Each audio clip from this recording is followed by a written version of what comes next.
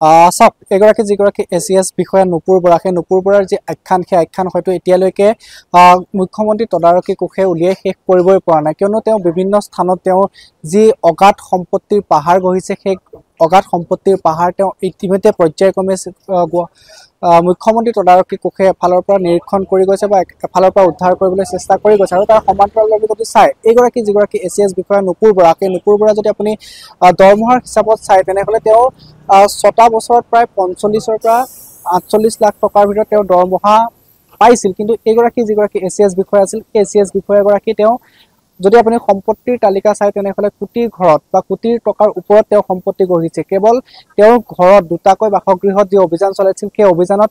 প্ৰায় কোটি টকা নগদ ধন তাৰ সমান্তৰালভাৱে সোণ ৰূপৰ যি অলংকাৰ সেই অলংকাৰ বা হীৰাৰ যি অলংকাৰ আছে সেই অলংকাৰসমূহ যদি আপুনি চাই তেনেহ'লে সেই সকলো মিলাই তেওঁ কোটি ঘৰত যি আচলতে সম্পত্তিৰ পাহাৰ সেই পাহাৰ ইতিমধ্যে গঢ়িছে আৰু এইগৰাকী যিগৰাকী ACS বিষয়া সেই ACS বিষয়াগৰাকীৰ সম্পত্তিৰ পাহাৰ দেখি মুখ্যমন্ত্ৰী তদাৰকী কোষৰ তেওঁলোকৰ চকু কপালত উঠিছে আৰু এইগৰাকী ACS বিষয়া নুপুৰ বৰাক ইতিমধ্যে মুখ্যমন্ত্ৰী তদাৰকী কোষে গ্ৰেপ্তাৰ কৰি তেওঁলোকৰ 3 দিনৰ জিম্মাত লৈছে আৰু আজি নুপুৰ বৰাৰ মুখ্যমন্ত্ৰী তদাৰকী কোষৰ যি ম্যাদ সেই ম্যাদ উকলিব আৰু এই মুহূৰ্তত মই CM ভিজিলেন্সৰ পৰা দেখুৱাবলৈ চেষ্টা কৰি গৈছোঁ হৈছে মুখ্যমন্ত্ৰী তদাৰকী কোষৰ যিটো কাৰ্যালয় ৰূপনগৰ স্থিত যিটো কাৰ্যালয় আছে সেই কাৰ্যালয়ৰ পৰা মই পৰিৱেশ দেখুৱাবলৈ চেষ্টা কৰিছোঁ এয়া ইতিমধ্যে নুপুৰ বৰাক এই মুহূৰ্তত তৃতীয়টো দিনৰ জেৰাৰ বাবে লৈ অনা হৈছে আৰু তৃতীয়টো দিনৰ জেৰাৰ কিছু সময়ৰ পিছতে অন্ত হ'ব আৰু তেওঁ পুনৰ আদালতত হাজিৰ কৰোৱা হ'ব আৰু আদালতত হাজিৰ কৰাৰ পিছত তেওঁ পুনৰ হয়তো জিম্মাত লোৱাৰ সম্ভাৱনা আছে কিয়নো এইগৰাকী যিগৰাকী ACS বিষয়া নুপুৰ বৰা আৰু এই নুপুৰ বৰাৰ যি কলা আখ্যান সেই আখ্যান হয়তো এই মুহূৰ্তলৈকে শেষ হোৱা নাই বা মুখ্যমন্ত্ৰী তদাৰকী কোষে উলিয়াই শেষ কৰিবই পৰা তেওঁ যি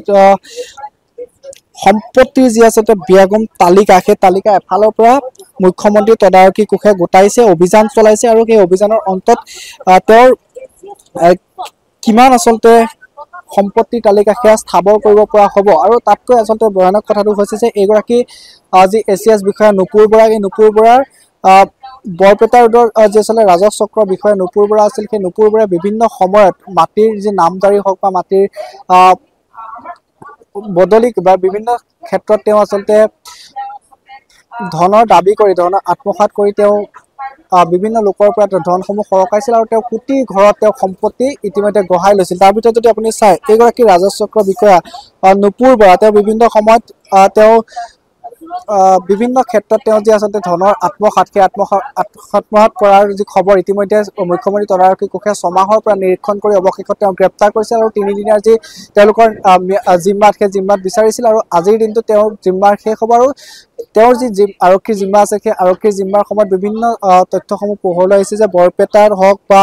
গুৱাহাটীৰ যি গোটানগৰত তেওঁ কিমান আচলতে সম্পত্তিৰ পাহাৰ গঢ়িছে তাৰ সমান্তৰালভাৱে তেওঁ কিমান ধৰণৰ বিলাসী এটা জীৱন কটাইছিল সেই জীৱন তেওঁ সেইসমূহ সকলো তথ্য ইতিমধ্যে মুখ্যমন্ত্ৰী তদাৰকী কোষে আয়ত্ত কৰিছে বা তেওঁলোকৰ যি প্ৰতিবেদন সেই প্ৰতিবেদনত প্ৰকাশ পাইছে আৰু তেওঁলোকৰ আৰক্ষীৰ যি জিম্মা আছে সেই জিম্মাত আজি শেষ হ'ব আৰু শেষ হোৱাৰ পিছতে পুনৰ আদালতত হাজিৰ কৰা হ'ব আৰু আদালতত হাজিৰ কৰাৰ পিছতে তেওঁ পুনৰ হয়তো জিম্মাত লোৱাৰ সম্ভাৱনা আছে